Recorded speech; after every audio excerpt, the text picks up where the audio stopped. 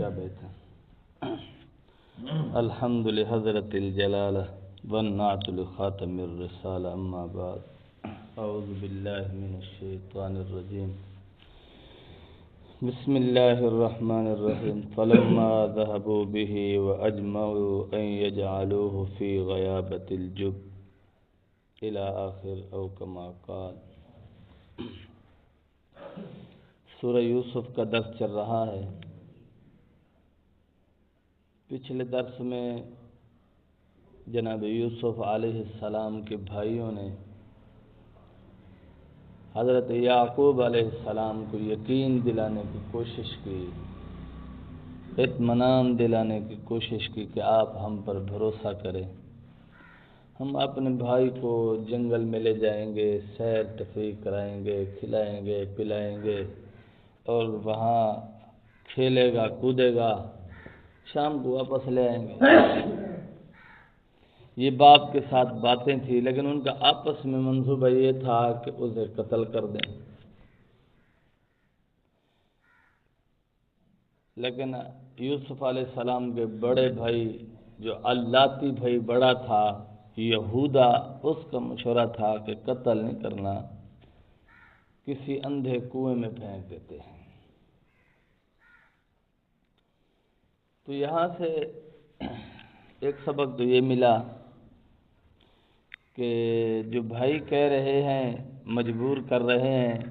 یوسف علیہ السلام کے لیے اپنے باپ کو کہ ہمارے ساتھ ہمارا بھائی بھیج دو، سیر تفریح کرے گا، کھیلے گا، کودے گا، تو یہ کھیل کود کرنا جو شرعی دائرہ کار میں ہے وہ جائز ہے۔ ایسا کھیل جس میں توانائی آتی ہو، صحت برقرار رہتی ہو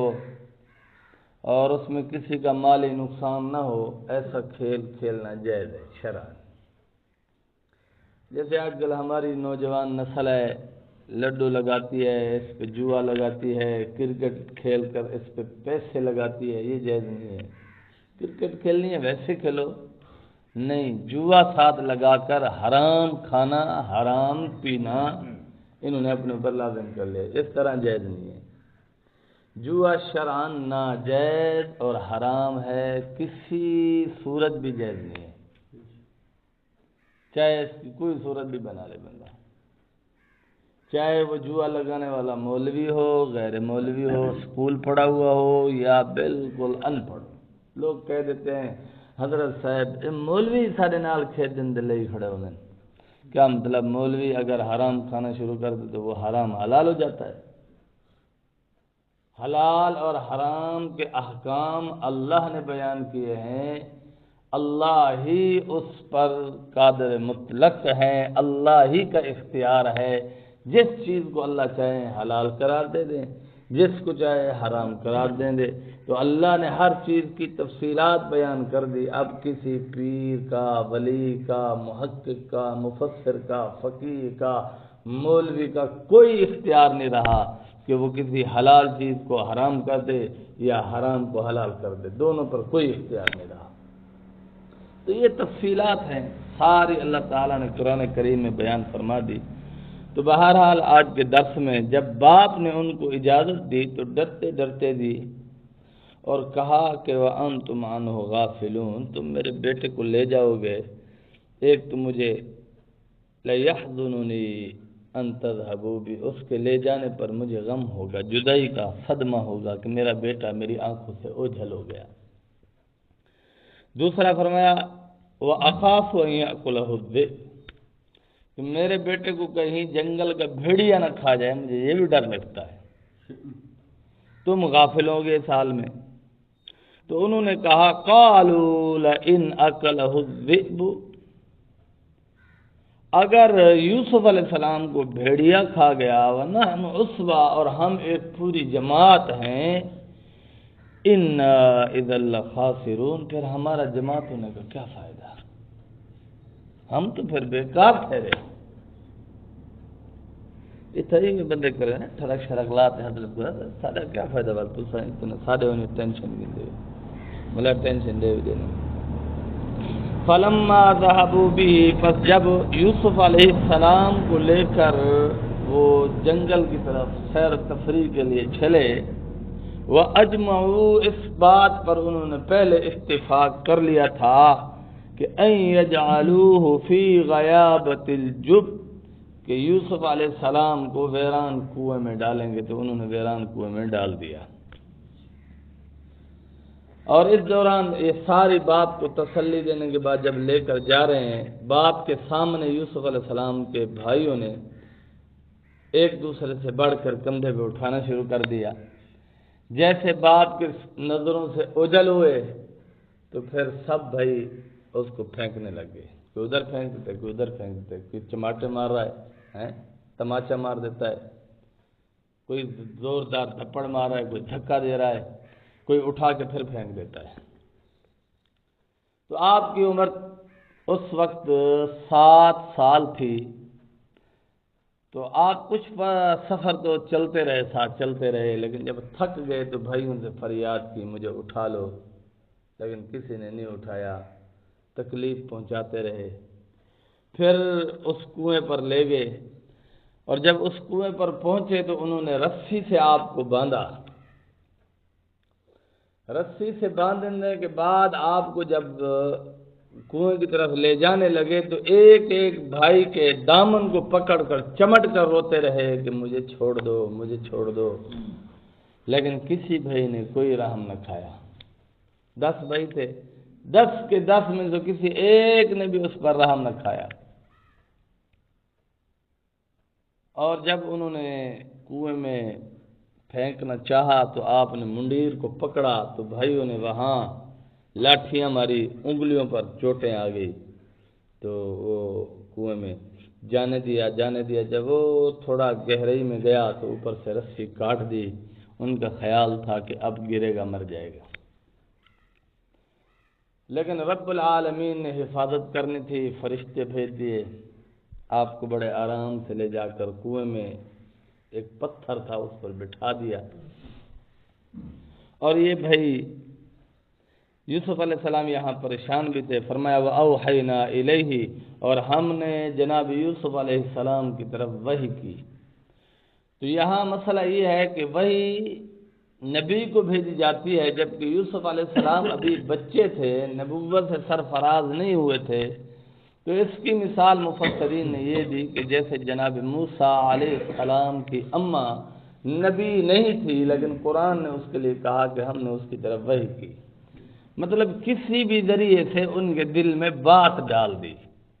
تو اللہ نے اپنے خدا ہے، رب تعالی ہے، جیسے چاہا اس کے دل میں بات ڈال دی کہ لَتُنَبِّئَنَّهُمْ بِأَمْرِهِمْ هَذَا، البتہ ضرور تم ان کو اس بات کی خبر دو گے کہ تم نے میرے ساتھ یہ کام کیا تھا۔ وَهُمْ لَا يَشْعُرُونَ، اور آپ کے بھائی اس وقت آپ کو نہیں پہچانتے ہوں گے، یعنی جب آپ مصر کے بادشاہ بن جاؤ گے اس وقت یہ ہوگا۔ وَجَاءُوا أَبَاهُمْ عِشَاءً يَبْكُونَ، سارا دن جنگل میں رہے، شام کو جب آئے اپنے باپ کے پاس، عشاء کا وقت تھا، رات کا وقت تھا، تو روتے ہوئے آئے، آنسو بہاتے ہوئے آئے۔ قالوا یا ابانا، انہوں نے کہا اے ہمارے ابا جان، انا ذهبنا نستبق وترکنا یوسف عند متاعنا،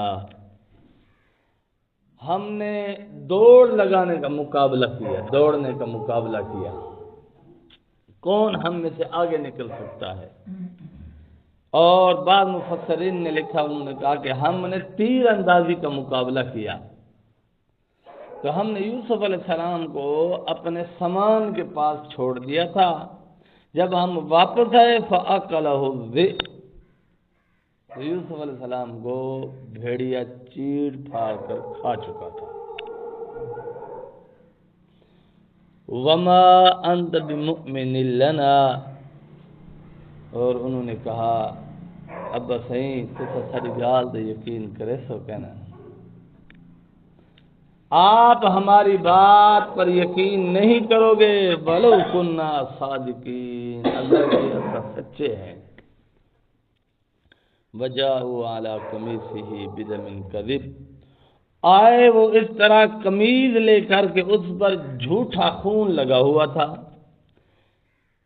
قال بل سولت لکم انفسکم امرا، جناب یعقوب علیہ السلام نے فرمایا یہ بات تم نے اپنی طرف سے گھڑ دی ہے، فصبر جمیل، میں اس پر صبر کروں گا، واللہ المستعان علی ما تصفون، جو کام آپ نے کیا اس پر میں اللہ کی مدد کا طلبگار ہوں۔ اب جب وہ قمیض لے آئے اس پر خون لگا ہوا تھا، انہوں نے باپ کو کہانی یہ سنائی کہ ہمارے سامان کے پاس یوسف علیہ السلام موجود تھے، ہم دوڑ لگانے کا مقابلہ کر رہے تھے یا پھر ہم تیر اندازی کا مقابلہ کرنے میں مصروف تھے، بھیڑیے نے کھا لیا، قمیض پر کوئی بھیڑ وغیرہ ذبح کر کے اس کا خون لگا کر آ گئے تھے۔ یوسف علیہ السلام نے، حضرت ابن عباس سے روایت ہے کہ حضرت یوسف علیہ السلام نے فرمایا میرے بیٹو بھیڑیا تو بہت سمجھدار تھا، میرے بیٹے کو تو چیڑ پھاڑ ڈالا لیکن قمیض کہیں سے پھٹی ہوئی نہیں ہے، بڑا سمجھدار تھا، پڑھا لکھا نا۔ آج کل دے جڑے بھیڑی ہو دن اللہ اکبر، اب آپ دیکھ لیں آج کل بھی بھیڑی ہیں، سرکاری ہسپتالوں میں چلے جاؤ، پتہ نہیں کہاں ہے کہ یہ جی چھوڑو یار حضرت مول میں جنگل ہی ہے نا، چلو بل تو اپنا پڑوئی کھڑی تے چروئی کھڑی ہوں، ساڈا کیا واسطہ ہے، تو آج معاملہ مول میں دے نکاح ہو، وہ مول میں دا کیا کم ہے، کریں دے کیا پہ اللہ دا حکم پورا کریں دے پہ سے، نبی دی سنت پوری کریں دے پہ سے، نبی دے وارث کو پرے کرو، کیونکہ اساں سارے غیر شریک کم کرنے، بھائی یہود ہنود اللہ کم کرو، نکاح کیا کرنے والا تو سا، اور نکاح کرنا ہے تو پھر حضور کا طریقہ لے آؤ، کیا کر رہے ہو، اللہ کا حکم پورا کر رہے ہیں، رسول پاک صلی اللہ علیہ وسلم کی سنت پوری کر رہے ہیں، بیٹے کا نکاح کر رہے ہیں، شادی کر رہے ہیں، بلایا کس کو ہے، کنجروں کو، میراثیوں کو، ڈھول بجانے والوں کو۔ میں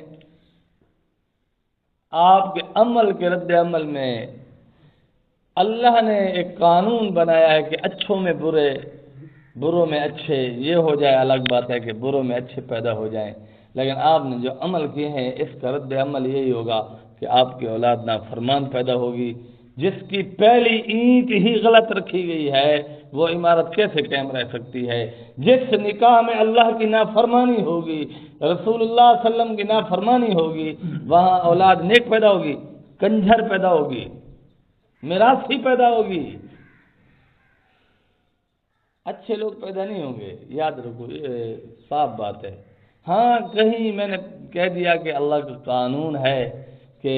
اچھوں میں سے اللہ نے برے بھی پیدا فرمائے، بروں میں سے اللہ نے اچھے بھی پیدا فرمائے، جیسے حضرت ابراہیم علیہ السلام ایک مشرک باپ کے موحد بیٹے ہیں، اللہ کے رسول بھی ہیں، نبی بھی ہیں، پیغمبر بھی ہیں، اللہ کے دوست بھی ہیں، اللہ نے خلیل اللہ کا لقب دیا کہ خلیل اللہ، ابراہیم علیہ السلام اللہ کے خلیل ہیں، دوست ہیں۔ اور حضرت نوح علیہ السلام کا ایک بیٹا اللہ کا نافرمان، اللہ کا دشمن،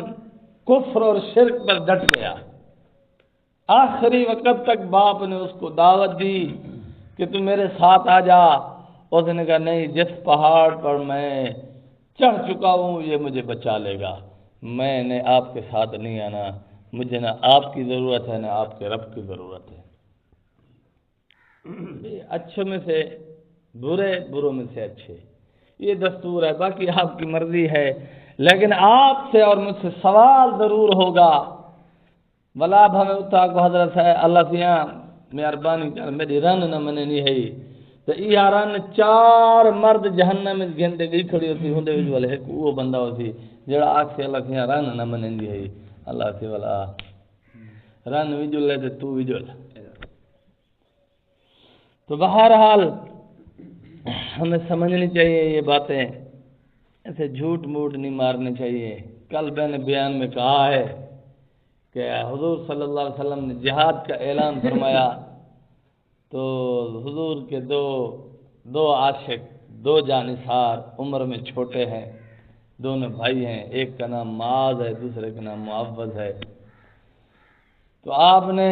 فرمایا کون کون جہاد کے لیے جائے گا؟ سارے صحابہ کھڑے ہو گئے، تو پیچھے وہ بھی کھڑے ہو گئے، تو انہوں نے ایڑیاں کھڑی کر لی، جتنے پب دے کھڑے تھے، پیرے والے اگلی پب دے کھڑے تھے، اپنا قد اونچا کھڑے کرے۔ حضور نے ایک کو سلیکٹ فرما لیا، بھائی تو میری فوج میں آ جا۔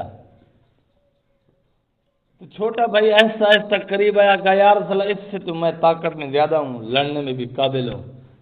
اب نے اس کو سلیکٹ کر لیا، مجھے بھی کر لو۔ حضور صلی اللہ علیہ وسلم نے کوئی جواب ارشاد نہ فرمایا، تو اس نے عرض کیا یا رسول اللہ، ہم دونوں میں آپ کشتی کروا لو، اگر میں ہار جاؤں تو مجھے آپ بے شک گھر بھیج دینا، اگر میں جیت جاؤں تو مجھے مہربانی فرماؤ۔ جب دونوں بھائی اکھاڑے میں اتر کر لڑائی لڑنے لگے، کشتی لڑنے لگے، تو چھوٹے بھائی نے بڑے بھائی کے کان میں کہا تو پہلے ہی قبول ہو گیا ہے، مہربانی کر کنڈ لوا چا آپ کو، اب میرا کام تھی۔ اور ہمارے قد بڑے ہیں، ہم پھر بھی لوگ ونجو کئی طریقے حضرت صاحب دی نظر نہ پوے، دین دے اچھا کوئی کم نہ آؤں۔ ہاں وَإِذَا ذُكِرَ اللَّهُ وَحْدَهُ اشْمَأَزَّتْ قُلُوبُ الَّذِينَ لَا يُؤْمِنُونَ بِالْآخِرَةِ۔ کل میں نے یہ آیت پڑھی بیان میں کہ جب اللہ کا اکیلا ذکر کیا جاتا ہے تو ان کے دل متنفر ہو جاتے ہیں، ان کو تکلیف شروع ہو جاتی ہے۔ ایک کیڑا مولوی دا پتر ہے، جو بھائی خوشی نہ کرو، کیڑا مولوی دا پتر ہے۔ یہ اس قرآن کا ایک جو وَإِذَا ذُكِرَ اللَّهُ وَحْدَهُ اشْمَأَزَّتْ قُلُوبُ الَّذِينَ لَا يُؤْمِنُونَ بِالْآخِرَةِ، اللہ فرما رہے اس بندے کا آخرت پر ایمان نہیں ہے، جس بندے کا آخرت پر ایمان نہیں ہے وہ مسلمان ہی نہیں ہے۔ تو بڑا دھڑا لگ رہا کیڑا مولوی دا پتر ہے، سکوں خوشیاں تو رکھیں دے وائے، ایک کیڑی خوشی ہے جی اللہ نال دشمنا کرتے کھڑا کریں نہیں، ایک کیڑی خوشی ہے جڑے محمد رسول اللہ صلی اللہ علیہ وسلم دے شریعت کو منہ موڑی کھڑی۔ اساڈا دین پتہ کتھا ہے؟ پہلے لوگوں دی اولاد جمیا نا، او علاقے دے وڈے بزرگ کول چاوے نے، حضرت نعمان بن ثابت دا پتر نعمان جڑے ویلے جمیا، حضرت ثابت نے ان کو چاہ کریں تے کوفہ دے وچ حضرت علی المرتضی رضی اللہ عنہ کل پہنچ گئے، فرمانے امیر المومنین میرے پتر دے گھٹی دا لاؤ چاہ، ہاں جیڑی رن چوڑی اسی نے ہوں گھڑو لگے تھے، اور صحابی گھڑو لگے تھے، امیر المومنین کل حضرت علی المرتضی رضی اللہ اپنی لعاب بھی اس نعمان نامی بچے کے منہ میں ڈال دی، دعا کر دی، گھٹی لگی۔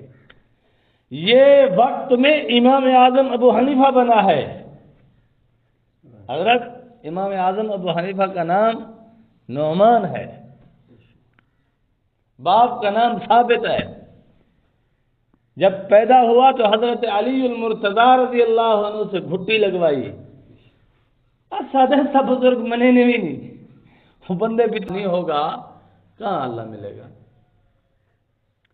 میں نے تھوڑی اپنی جہاد دی مثال بڑی ہے، دیوے دی چوت تلے اندھارا،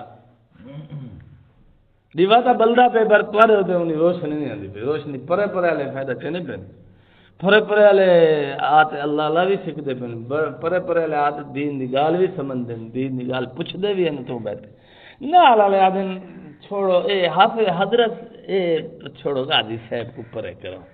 ہم تو سے یار پرے والے کے کئی نال ونجو تا صحیح، کئی نال تعلق دے بڑھو، چلو نال والے نال دیوے دی چوتلے اندھارا صحیح من گدا،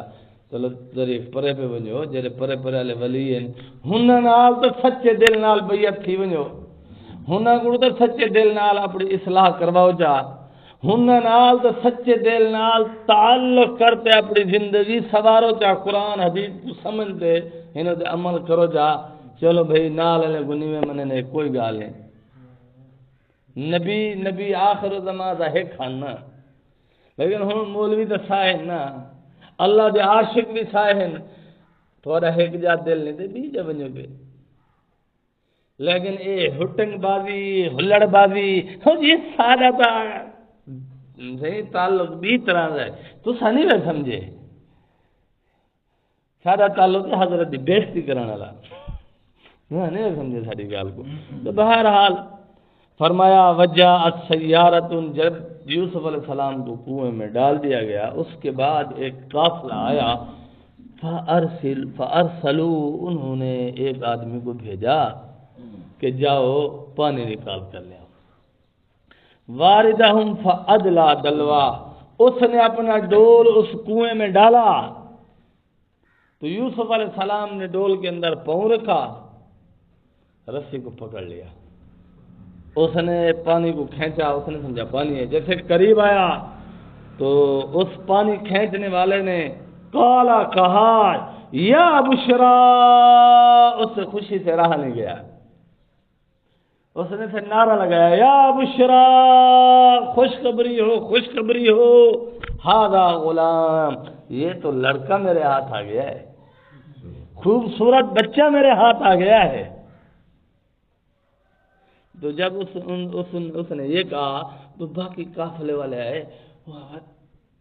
چپ کر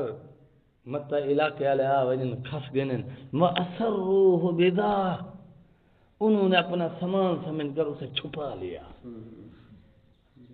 یہودا روزانہ آتا تھا جو بڑا بھائی تھا یوسف علیہ السلام کا بڑا بھائی وہ روزانہ آتا تھا کنویں کے ارد گرد رہتا تھا روٹی لے آتا تھا وہ اندر یوسف علیہ السلام کو لٹکا کے روٹی دیتا تھا تیسرے دن دیکھا تو بھائی کی آواز ہی نہیں آ رہی تو اس نے ارد گرد دوڑنا شروع کر دیا جب نہیں ملا تو بھائیوں کو بتایا بھائی ایسے بات ہے تو پھر سارے بھائی دوڑ پڑے قافلہ مل گیا انہیں راستے میں تو قافلے والوں سے کہا بھائی یہ ہمارا بھاگا ہوا غلام ہے اللہ اکبر واللہ علیم بما یعملون اللہ تعالی جانتے ہیں جو کچھ وہ کر رہے تھے وشروا بثمن بخس دراہم معدودہ تو وہ قریب ہو گئے انہوں نے کہا یہ ہمارا بھاگا ہوا غلام ہے بھگوڑا ہے تو یہ ہمیں واپس کرو یہ ظاہری صورت بنے انہوں نے کہا نہیں یہ ہم نے کنویں سے نکالا ہمارا ہے انہوں نے کہا چلو پھر ہمیں اس کی کچھ قیمت دے دو تو چند درہم لے کر انہوں نے اپنا بھائی بیچ دیا بظاہر تو الفاظ یہ ہیں کہ ان قافلے والوں نے بازار مصر میں یوسف کو بیچا لیکن یہاں بھائیوں نے بھی قافلے والوں کو بھائی کو بیچا یوسف کے بھائیوں نے یوسف کو قافلے والوں کے پاس بیچ دیا اور کہا بھائی اسے نا اچھی طرح باندھ کر لے جانا یہ بڑا چلاک ہے جلدی جلدی چھڑوا کے بھاگ جائے گا آپ کو پتہ بھی نہیں چلے گا دیکھا ہمیں بھی پتہ نہیں چلا یہ کنویں میں چلا گیا تو آپ نے اس کو اچھی طرح باندھنا تو انہوں نے اس کو اچھی طرح باندھا وَشَرَوْهُ بِثَمَنٍ بَخْسٍ دَرَاهِمَ مَعْدُودَةٍ انہوں نے فروخت کیا چند کھوٹے سکوں کے عوض چند کھوٹے درہموں کے عوض معدودہ چند گنتی کے درہم تھے وَكَانُوا فِيهِ مِنَ الزَّاهِدِينَ اور ان کو یوسف سے کوئی غرض نہیں تھی اب اس آیت سے مفسرین کہتے ہیں یہ وہ فروخت ہے جو قافلے والوں نے بازار مصر میں جا کر کی تھی اور جب انہوں نے بازار مصر میں جا کر آواز لگائی کہ ہمارے پاس غلام ہے ہم بیچنا چاہتے ہیں یوسف علیہ السلام نے ان کو کہا جو بھی مجھے خریدے گا وہ خیر پائے گا تو پھر مصر کے بادشاہ نے آپ کو خرید لیا انشاءاللہ جیسے جیسے وقت گزرے گا مزید آپ کو سناتے جائیں گے اللہ سے دعا ہے کہ ہمیں عمل کی توفیق عطا فرمائے وآخر دعوانا ان الحمد للہ رب العالمین